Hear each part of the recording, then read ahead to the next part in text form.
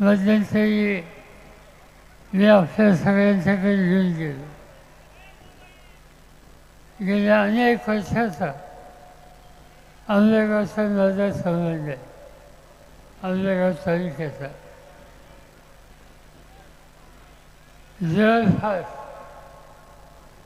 गेली 55-60 वर्ष या तालुक्याच्या जनतेची नेतृत्वाची माझे अत्यंत प्रेमाचे संबंध आहे. आमचे सहकारी कैलासवासी दत्तूशेठ वळसे यांनी मला नेहमी साथ दिली. इथल्या राजकारणातच नव्हे, महाराष्ट्राच्या विधानसभेची गेल्याच्या नंतर तेही माझ्यावर आमदार होते. महाराष्ट्राच्या विधानसभेत कधी माझ्याबद्दलचा काही प्रश्न हा उपस्थित झाला तर वळसे पाटील महाराष्ट्राचे माझ्या पाठीशी राहायचे. आणि त्यामुळे एक प्रकारचा कौटुंबिक संबंध होता. नंतरच्या काळामध्ये त्यांनी निवडणुकीला उभं न राहण्याची भूमिका घेतली आणि मला सांगितलं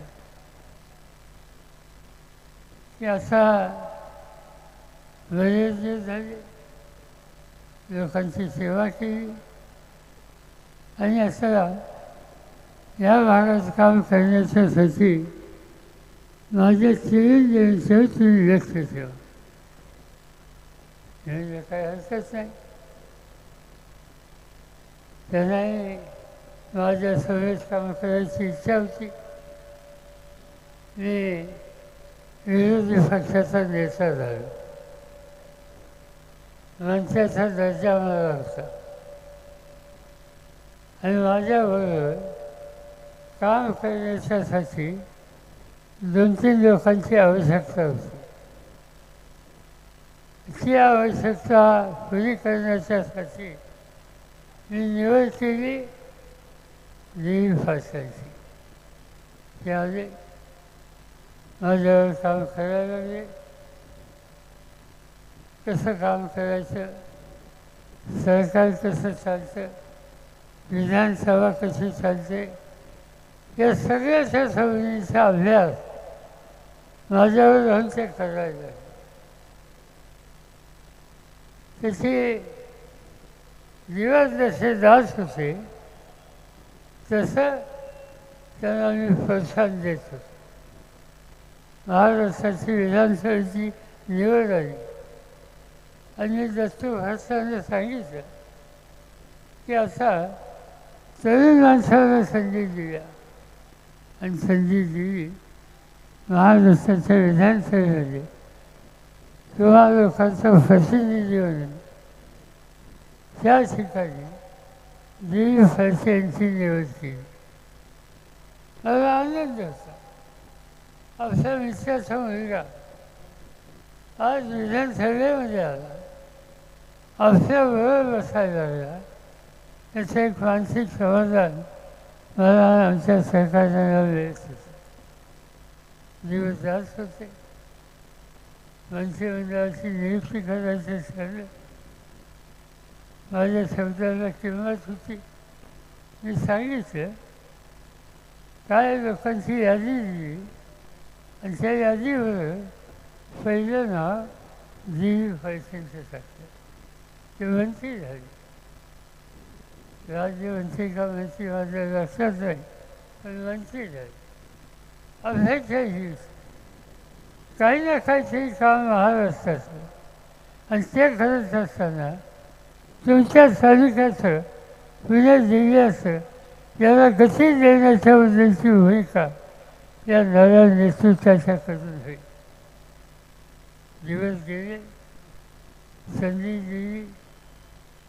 कधी राज्यमंत्री, कधी मंत्री, कधी विधानसभेचे अध्यक्ष, पुन्हा मंत्री, जे जे देणं शक्य असेल ते दिलं. मध्यंतरी काही प्रश्न आले आणि ते प्रश्न इच्छा नव्हते, देश फसवायचे होते. या देशामध्ये राज्य गेलं आणि ते राज्य आजचे प्रधानमंत्री नरेंद्र मोदी यांच्या हातामध्ये गेलं. 10 वर्ष प्रधानमंत्री राहिले, पुन्हा निवडणुका आल्या आणि त्या निवडणुकीमध्ये प्रधानमंत्र्यांनी देशाचा कारभार करण्याच्यासाठी मला 400 खासदार निवडून द्या ही विनंती देशाच्या जनतेला केली. खरं एवढ्या खासदारांची गरज नाही.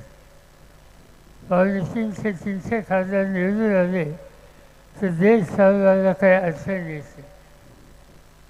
पण हे 400ची मागणी का केली याची शंका आम्हाला लोकांच्या मनात आहे. आमच्या लक्षात यायला लागेल काहीतरी करावे. देशाचे अन्य पक्षाचे नेते आम्ही एकत्र बसलो.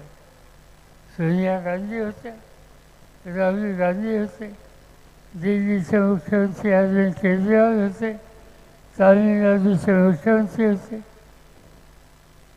बिहारचे मुख्यमंत्री होते, कर्नाटकचे मुख्यमंत्री होते आणि काही पक्षांचे नेते. कम्युनिस्ट पार्टी असेल, ज्याला CPM असेल, CPI असेल, समाजवादी पार्टी असेल, राष्ट्रवादी काँग्रेस असेल, या सगळ्यांच्या सहकार्याने आम्ही घेऊन एकत्र बसलो आणि विचार हा केला की 400 खासदारांची मागणी याचा अर्थ डॉक्टर बाबासाहेब आंबेडकरांनी या देशाला जी घटना दिली त्या घटनेमध्ये खिलवाड करणं, परिवर्तन करणं, बदल करणं हा डाव याच्या मागे असण्याची शक्यता आहे. आणि म्हणून आम्ही ठरवलं की देशाच्या कानाकोपऱ्यात जाऊ, लोकांना वस्तुस्थिती सांगू आणि निवडणुकीमध्ये काय वाचन झालं तर 400 जागा त्यांना द्यायच्या नाहीत ही भूमिका बांधायचं ठरवलं आणि ते काम आम्ही लोकांनी केलं.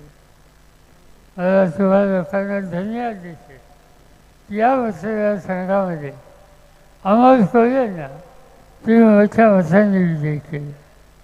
बारामती मतदारसंघातून सुप्रिया सुळेंना विजयी केलं.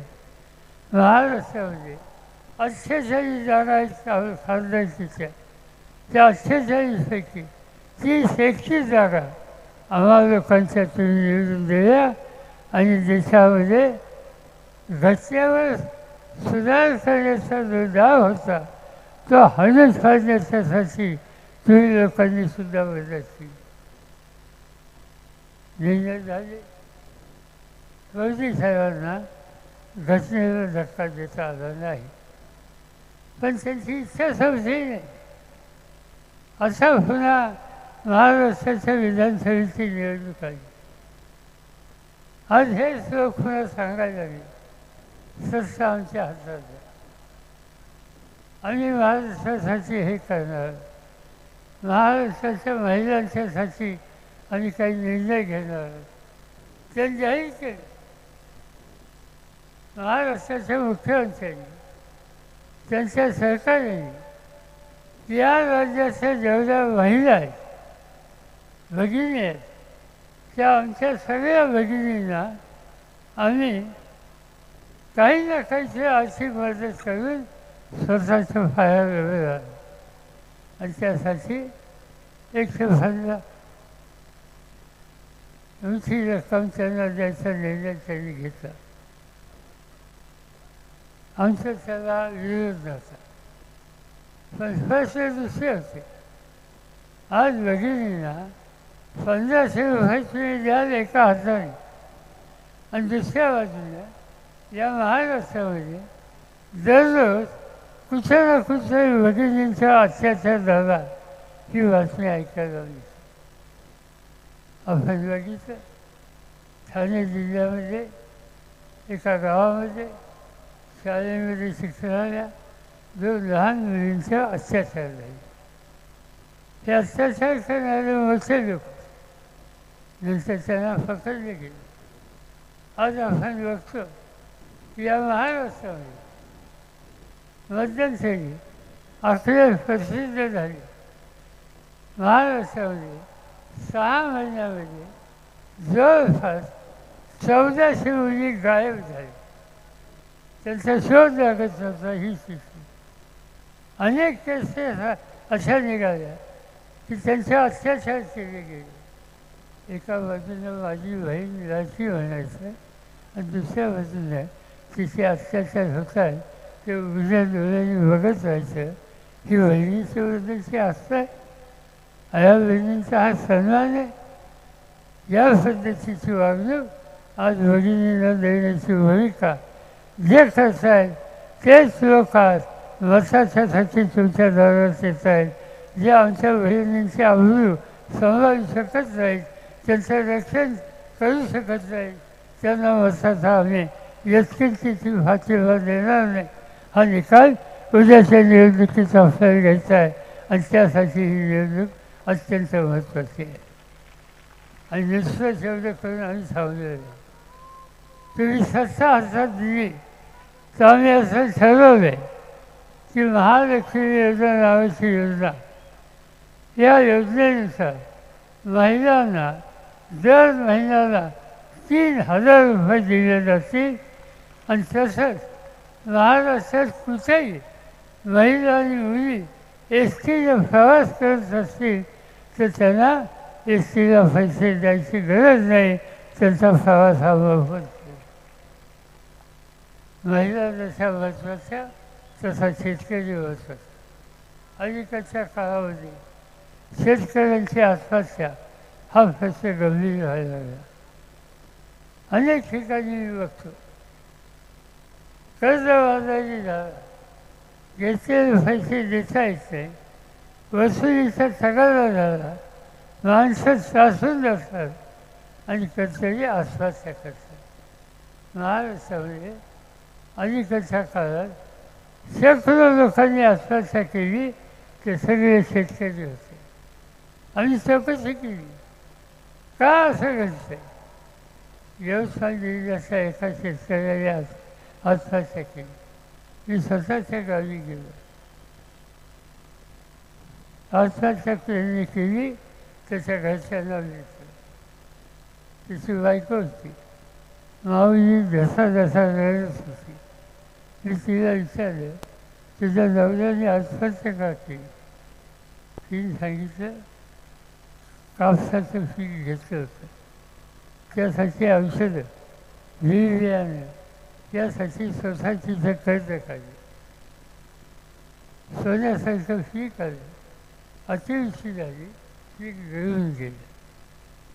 दुसरं वर्ष आलं, बँकेने पैसे दिले नाही, सावकाराकडे पैसे घेतले, पुन्हा कर्ज काढून बियाणं आणलं आणि पुन्हा कापसाचं पीक घेतलं. पीक चांगलं आलं आणि त्याच्यानंतर लाल्या नावाचा रोग पडला. सगळं पीक उद्ध्वस्त झालं. पीक गेलं पण कर्ज गेलं नाही. पीक गेलं, सोसायटीचं देणं गेलं नाही. हा सगळं होतं त्या ग्रस्ताच्या डोक्यात बसलं. वसुली सुरू झाली. बँकेचे लोक आले, खाजगी सावकार दारात आला, घराची भांडीकुंडी काढली, अभिनेचा पंचनामा झाला. समाजात किंमत राहिली नाही. हा ग्रस्त दुसऱ्या दिवशी बाजारात गेला, इंजिनसारखं वीज खरेदी केलं आणि घटाघटा फॅला आणि जीव देऊन टाकला. काय त्या माणसाची चूक होती. निसर्गाची अवखळ झाली म्हणून पीक गेलं आणि वसुली देण्याची ताकद राहिली नाही म्हणून ते जीव दिला. आज या देशामध्ये कोट्यावधी लोकांची लोकसंख्या आहे. त्या लोकसंख्येला 2 वेळचं अन्न देण्याचं काम हा आमचा बळीराजा करतो. तुम्ही शेतकरी करतात आणि त्याला सरकार आल्याच्या नंतर मदत होत नाही. मोदी साहेबांच्या राजवटीमध्ये मध्यंतरी 16 उद्योगपतींच्याकडे 14 का 15 हजार कोटीची थकबाकी होती. त्यांची थकबाकी या सरकारने माफ केली. 14 आणि 15,000 कोटीची रक्कम जो थकवतो त्याची चिंता या सरकारला आहे. पण काळ्या आईची इवान राखून कष्ट करतो, अन्नाचा प्रश्न सोडून त्या शेतकऱ्याच्या संबंधी या सरकारला चिंता वाटत नाही. आणि म्हणून याचा काहीतरी निकाल घेतला पाहिजे. आम्ही असं ठरवलं की शेतकऱ्यांना 3 लाख रुपयापर्यंत कर्जमाफी करायची. माझ्याकडं देशाचं कृषी खातं होतं. तेव्हा अशाच आत्महत्या झाल्या. मी देशाच्या शेतकऱ्यांचं 71,000 कोटीचं कर्ज एका रकमेनं, एका हुकमानं माफ करून टाकलेलं होतं. आज सत्ता आमच्या हातात आहे. पण ज्या दिवशी तुम्ही सत्ता द्याल त्या दिवशी हे 3 लाखापर्यंत कर्ज माफ होईल.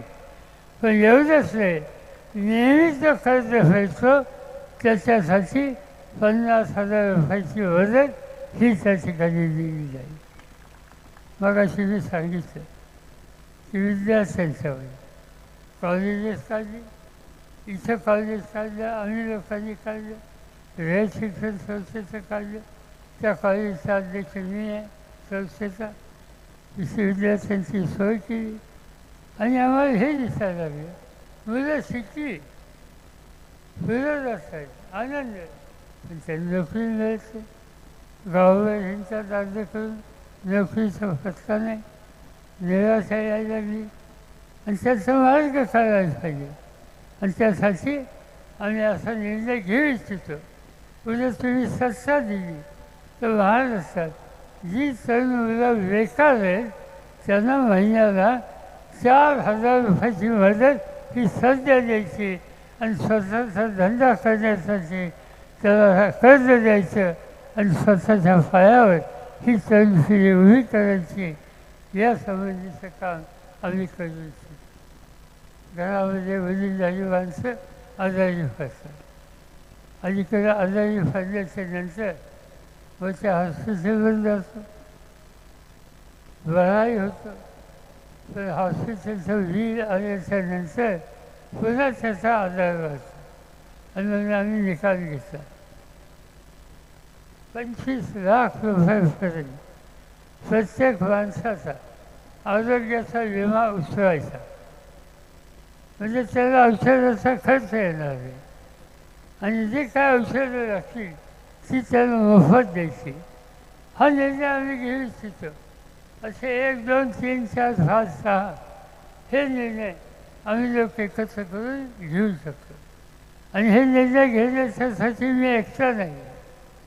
त्याच्यामध्ये मगाशी सांगितल्याप्रमाणे सोनिया गांधी असतील, त्यांचे चिरंजीव असतील, अनेक राज्याचे मुख्यमंत्री असतील, आम्ही सगळे एकत्र येऊ आणि एकत्र येऊन हे नवीन कायदे, नवीन धोरणं या देशामध्ये करू, महाराष्ट्रामध्ये करू. किंवा लोकांचे प्रश्न हे सोडवण्याच्यासाठी जे जे काही करता येईल आणि ती करण्याची भूमिका आमच्या सगळ्यांची. माझी अपेक्षा होती जनतेच्यासाठी हा कार्यक्रम राबवायचा आणि त्यासाठी ज्यांना मी मदत केली, ज्यांना मी शक्ती दिली, ज्यांना मी अधिकार दिला, ज्यांचा मी सन्मान केला, त्यांच्याकडून मला काही नको. तर या लोकांच्यासाठी तरी आम्ही सांगतो तो कार्यक्रम राबवला पाहिजे. पण ते घडलं नाही. आज लोक त्यांच्यावर नाराज आहेत. त्यांनी आम्हा लोकांचा शब्द पाळला नाही, हा लोकांना आवडलेला नाही. आम्हा लोकांची साथ सोडली, भरच्याच्यावरून गेले, मंत्रिमंडळामध्ये बसले, हे लोकांना आवडलं नाही. आता हे लोक सांगत असतात, खोटं सांगतात लोकांना. काय सांगतात? आमच्या आणि पवारसाहेबांचे संबंध अतिशय गोड आहे. ही गोष्ट अजिबात केली म्हणजे जनतेला फक्त ते सांगतात. माझी बायको छान माझी बायको वर्षाचं एकदा भीमाशंकरच्या दर्शनाला येते. आणि पूर्वीच्या काळामध्ये दत्तू भातील होत्याच्या वेळेला ते तिच्यावर नेहमी जायचे. आता हा उद्योग ज्या दिवशी त्यांनी केला, आम्हा लोकांची साथ सोडली, चुकीच्या लोकांच्यावर गेली, त्याच्यानंतर माझी बायको फारवा भीमाशंकरला गेली. मला माहीत नव्हतं, आल्यावर मी चौकशी केली. तुम्ही जाऊन आलो म्हणजे हो, तुमची व्यवस्था नेहमीसारखी नाही म्हणजे नेहमीसारखी म्हणजे मला काही कळलं नाही. ज्यांनी तुम्हाला सोडलं त्यांच्या दारात आम्ही गेलो नाही, आम्ही डायरेक्ट भीमाशंकरच्या दारात, हेच त्यांनी सांगितलं.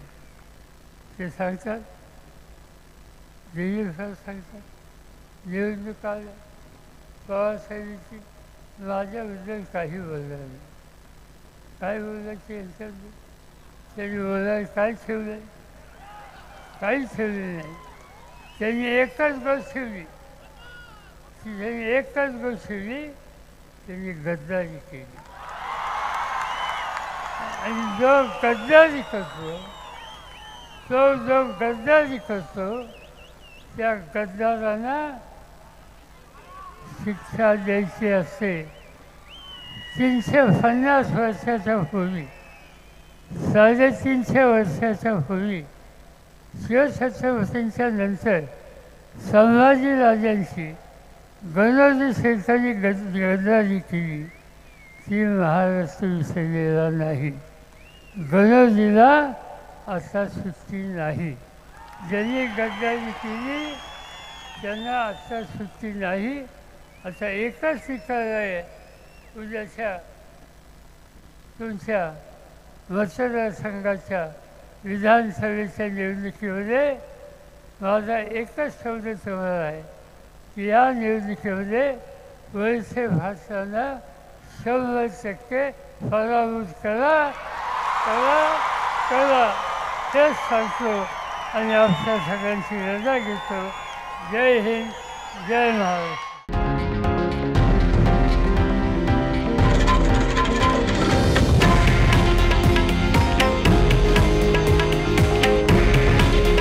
हे आहे देशातील नंबर 1 न्यूज नेटवर्क आणि आपण पाहत आहात TV9 मराठी. काळजी तुमची, हित महाराष्ट्राचं.